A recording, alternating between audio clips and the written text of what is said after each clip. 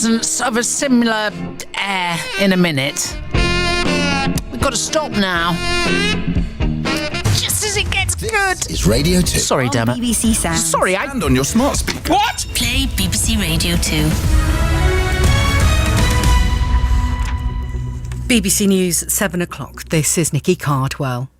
The leader of the Wagner group of mercenary soldiers says convoys that were heading towards Moscow will turn around and return to their bases to avoid bloodshed on both sides. His rebellion has been described as the biggest threat to President Putin's authority since he came to power more than 20 years ago.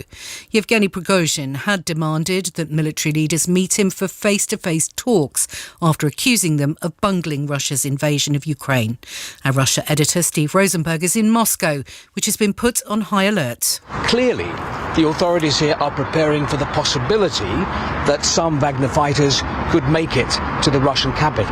Now, Wagner says this is not a military coup, that we have nothing against the president, but at the very least, they seem determined to topple the military leadership of Russia.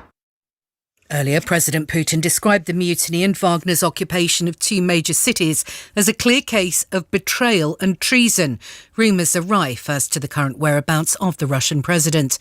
The chair of the UK's Foreign Affairs Select Committee of MPs, Alicia Cairns, says Russian instability has been a concern for some time. There is no joy to be taken from this because the people who will suffer most, once again, are Russian civilians.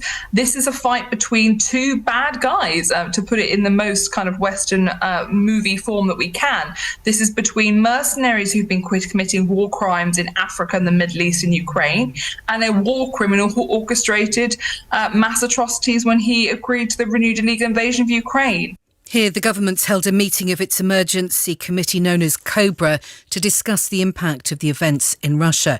The UK's also been talking to its allies, including the United States, France and Germany. Other news now, and investigators in Canada have boarded the support ship that was used to launch the Titan submersible, which imploded during a dive to the wreck of the Titanic, killing all 5 men on board. The Polar Prince returned to the port of St John's in Newfoundland with its flags at half-mast. Horse racing, and at Royal Ascot, Jamie Spencer rode the 80-1 outsider Cadim to victory in the Queen Elizabeth II Jubilee Stakes. It's the biggest priced winner in the race's